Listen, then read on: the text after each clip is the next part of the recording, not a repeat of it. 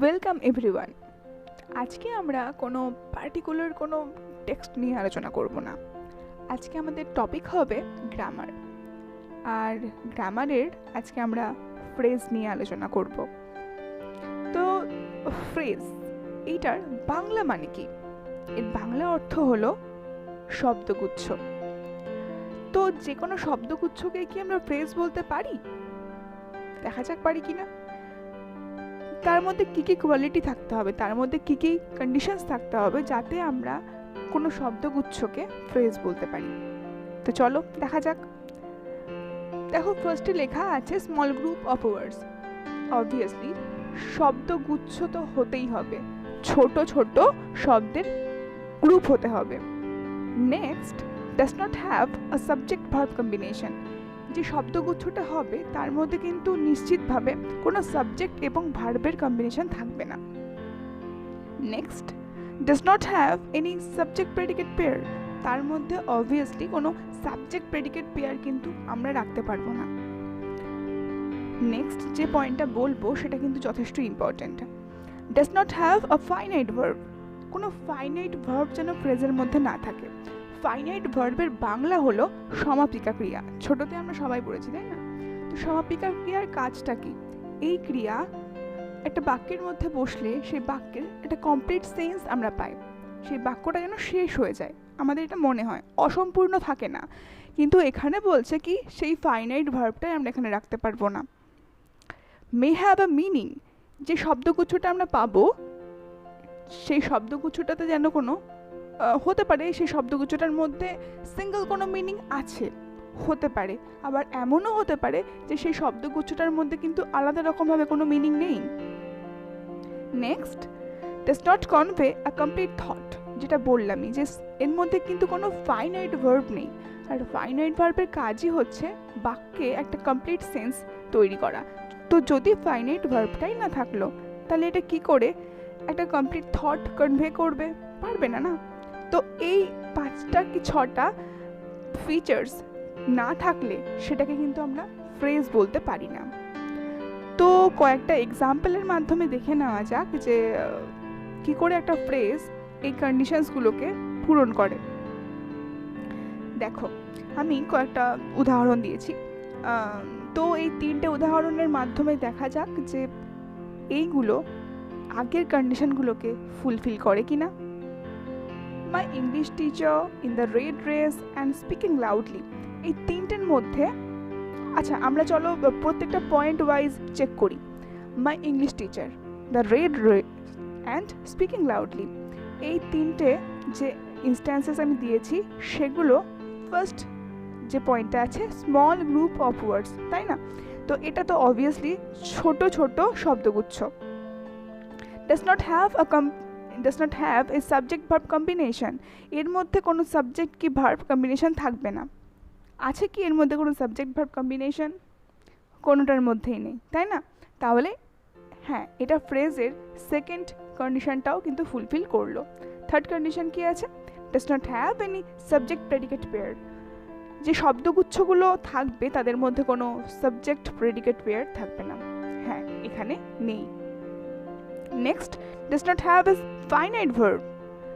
না, এখানে কোনো ফাইনাইট ভার্ব আমরা দেখতে পাচ্ছি না। Next, may have a meaning. হ্যাঁ, মিনিং থাকতেই পারে মাই ইংলিশ টিচার, হ্যাঁ meaningful. In the red dress, একটা লাল রঙের পোশাকে। দেখো, এটা কিন্তু বাক্যের অর্থটা ঠিক বোঝানো যাচ্ছে না। হ্যাঁ, তো নেক্সট, স্পিকিং লাউডলি, জোরে কথা বলছে। কে বলছে, কেন বলছে, নাথিং ইজ ক্লিয়ার। তো next, does not convey complete thought. একদমই কোনো কমপ্লিট থট, কোনো কমপ্লিট সেন্স কিন্তু এটা প্রকাশ করছে না। তাহলে কিন্তু দেখা যাচ্ছে এই 3টে এক্সাম্পল আমাদের ফ্রেজের কন্ডিশনগুলোকে ঠিকঠাকভাবেই ফুলফিল করেছে। তো চলো এবার দেখে নেওয়া যাক যে ফ্রেজের টাইপস কী কী হয়।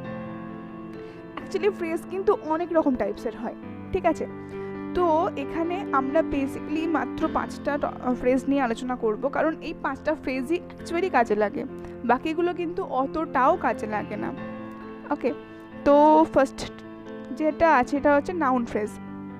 Next, verb phrase, adjective phrase, adverb phrase and prepositional phrase.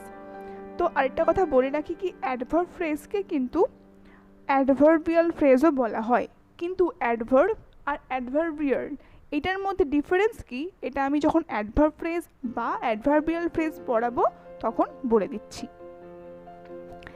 Noun phrase, a group of ওয়ার্ডস। তো নাউন ফ্রেজ হতে হলে তাকে কি করতে হবে, অবভিয়াসলি ফ্রেজের ফার্স্ট কন্ডিশন তাকে পূরণ করতেই হবে। এ গ্রুপ অফ ওয়ার্ডস শব্দগুচ্ছ হতে হবে, স্টার্টস উইথ আ নাউন।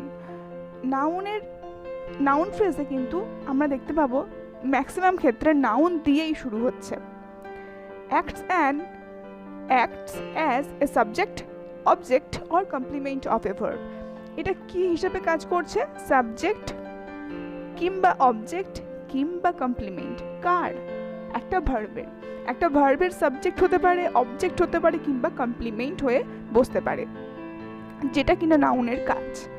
ওকে, তাহলে এই স্ট্রাকচারটা কি হবে, একটা নাউন ফ্রেজ হওয়ার জন্য তার স্ট্রাকচারটা কি হতে পারে, নাউন প্লাস মডিফায়ার্স। ওকে, এক্সাম্পল যদি দিতে পারি আমরা তাহলে বলতে পারি যে we want freedom of speech. দেখো ভার্বকে আমরা যদি কি বা কে দিয়ে প্রশ্ন করতে পারি এবং যে আনসারটা পাবো সেটাই কিন্তু হচ্ছে নাউন। ওকে, তাই না, সেটা তো সবাই পড়েছি আমরা। তাহলে এখানে যদি প্রশ্ন করা যায় যে হোয়াট ডু ইউ ওয়ান্ট, আনসারটা কি হবে, ফ্রিডম অফ স্পিচ, আর এটাই হলো নাউন ফ্রেজ। স্টার্ট হচ্ছে কিন্তু নাউন দিয়ে, তাই না। ওকে, নেক্সট মাই ইংলিশ টিচার, যেটা আমি আগে এক্সাম্পল দিয়েছিলাম, দেখো এটা এখন ইনকমপ্লিট সেন্স ছিল, এখানে কিন্তু সেন্টেন্সটা একটা মিনিংফুল সেন্টেন্স হচ্ছে। My English teacher told me a story. তো এখানে একটা কথা বলে দিই কি নাউন ফ্রেজ চেনার সবথেকে সহজ উপায় হচ্ছে যেখানে আমরা ভার্ব পাবো সেই ভার্বটার মেইন ভার্বটার আগে কিংবা পরের পোর্শনটা আমরা নাউন খুঁজে পাবো, আর সেই নাউন থেকেই হবে নাউন ফ্রেজ। দেখো এখানে ফার্স্ট এক্সাম্পলটাতে কিন্তু ওয়ান্ট এখানে ভার্ব, তাই না, তো ওয়ান্টের পরে আমরা নাউন ফ্রেজ পাচ্ছি। আবার এখানে সেকেন্ড এক্সাম্পলে টোল্ড, এটাও ভার্ব, তার আগের পোর্শনটা কিন্তু noun phrase. Next, verb phrase contains a helping verb and a main verb as well। তো ভার্ব ফ্রেজের মধ্যে কি কোয়ালিটি থাকতে হবে, ভার্ব ফ্রেজ হতে গেলে তার মধ্যে ফ্রেজটার মধ্যে একটা অক্সিলারি ভার্ব লাগবে এবং একটা মেন ভার্ব লাগবে। মানে একটা সেন্টেন্স তৈরি করতে আমাদের তো অক্সিলারি ভার্ব লাগে এবং মেন ভার্বও লাগে, তাই না। এখানে কিন্তু ওটা দুটোরই কম্বিনেশন দরকার। I have not eaten the mango, দেখো এখানে কিন্তু নেগেটিভটাকেও তুমি ইনক্লুড করতে পারো। ওকে, আই হ্যাভ নট ইটেন, এবার এখানে যদি আই হ্যাভ ইটেন থাকতো তাহলেও এটা ভার্ব ফ্রেজ হতো। এখানে একটা নেগেটিভ ইউজ করা হয়েছে, নট ইউজ করা হয়েছে, তাও কিন্তু এটা ভার্ব ফ্রেজই আছে। Next, the boy is speaking loudly. এখানে দুটো সেন্টেন্সে দুটো এক্সাম্পলে আমি আগেরটাতে হ্যাভ আর এখানে ইজ, এই দুটো কিন্তু অক্সিলারি ভার্ব, তাই না। আর মেন ভার্ব কোনটা, ইটেন, স্পিকিং, এগুলো হলো মেন ভার্ব। তো আশা করি বোঝা যাচ্ছে।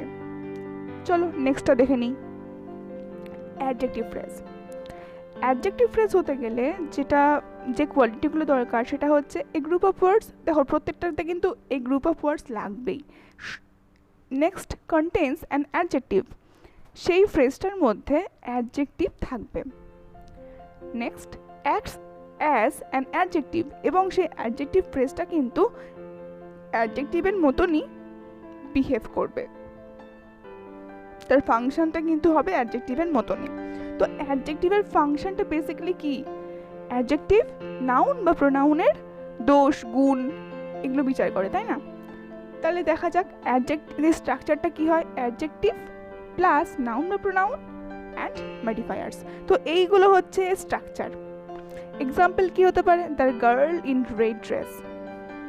তাহলে গার্ল, এই যে মেয়েটার কথা বলা হচ্ছে, তাকে ইন রেড ড্রেস এটা দিয়ে কিন্তু তাকে ডিসক্রাইব করা হচ্ছে, তাই না। তাহলে ইন রেড ড্রেস এটা ওকে মডিফাই করছে, এটা নাউনকে মডিফাই করছে, সেই কারণে এটা হবে অ্যাডজেক্টিভ ফ্রেজ।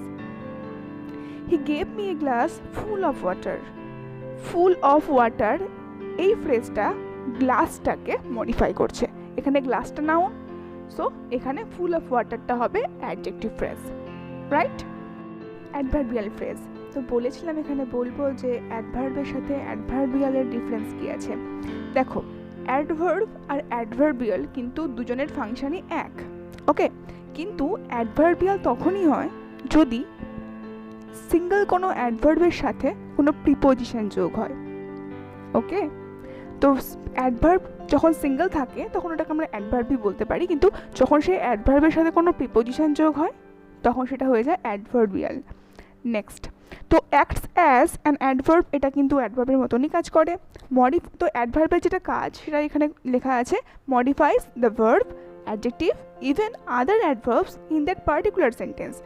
একটা পার্টিকুলার সেন্টেন্সের মধ্যে অ্যাডভার্ব কাদেরকে কোয়ালিফাই করে, কাদেরকে মডিফাই করে, ভার্বকে, অ্যাডজেক্টিভকে, ইভেন যদি সেই সেন্টেন্সের মধ্যে আর কোনো অ্যাডভার্ব থেকে থাকে তো তাদেরকেও কিন্তু অ্যাডভার্বিয়াল ফ্রেজের মাধ্যমে আমরা কোয়ালিফাই করতে পারি বা মডিফাই করতে পারি।